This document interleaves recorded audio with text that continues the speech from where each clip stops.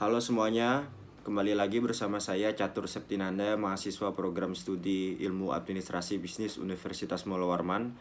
Video kali ini adalah video kelanjutan dari video sebelumnya, yaitu membahas mengenai apa itu neraca atau laporan posisi keuangan.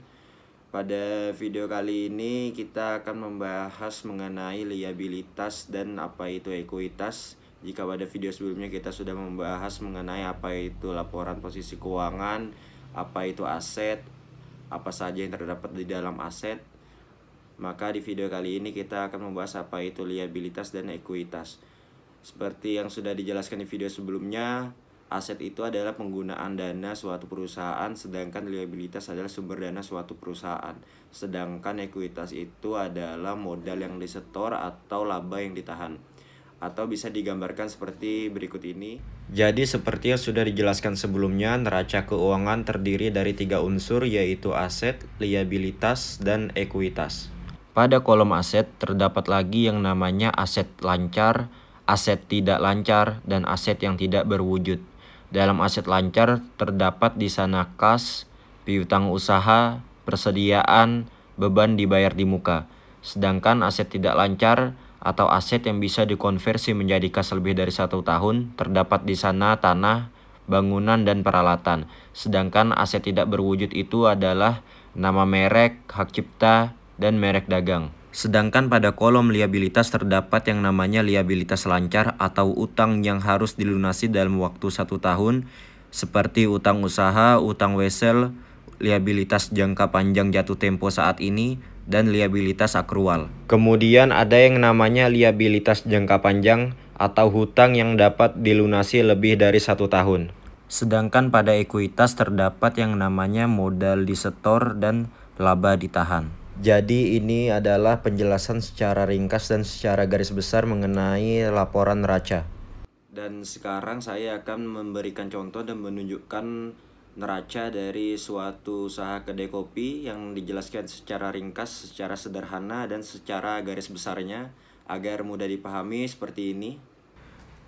Jadi ini adalah laporan neracanya. Anggaplah saya memiliki modal 30 juta rupiah untuk memulai usaha kedai kopi ini yang akan masuk di kolom ekuitas karena modal disetor. Kemudian setelah dihitung-hitung ternyata kurang 10 juta rupiah lagi yang akan saya cari dengan cara berhutang dan akan masuk ke kolom liabilitas karena ini termasuk hutang. Jadi sumber dana saya totalnya adalah 40 juta rupiah yang akan saya gunakan dan akan masuk ke dalam kolom aset. Misalkan yang pertama kita cadangkan uang dalam bentuk kas sebesar 5 juta rupiah. Kemudian beban dibayar di muka seperti beban biaya sewa sebesar 2 juta rupiah. Kemudian untuk belanja persediaan sebesar 10 juta rupiah. Kemudian dipakai lagi untuk membeli peralatan seperti mesin kopi, mesin grinder, mesin aeropress, gelas, teko, saringan, dan lain-lain sebesar 23 juta rupiah. Jadi jumlah total aset adalah 40 juta rupiah yang seimbang dengan jumlah liabilitas ditambah ekuitas yaitu 40 juta rupiah. Nah, itu tadi adalah contoh sederhana dari laporan neraca agar teman-teman dapat memahami bagaimana sebuah laporan neraca itu dapat disusun. Namun jika dibandingkan dengan perusahaan-perusahaan besar, apalagi perusahaan-perusahaan yang sudah terdaftar di Bursa Efek Indonesia, tentu saja laporan keuangan atau laporan neracanya akan sangat lebih kompleks. Namun secara garis besar, secara sederhana, laporan neraca seperti itu tadi, yaitu terdiri dari aset, liabilitas, dan ekuitas, atau rumusnya adalah jumlah total aset harus seimbang dengan jumlah liabilitas ditambah ekuitas.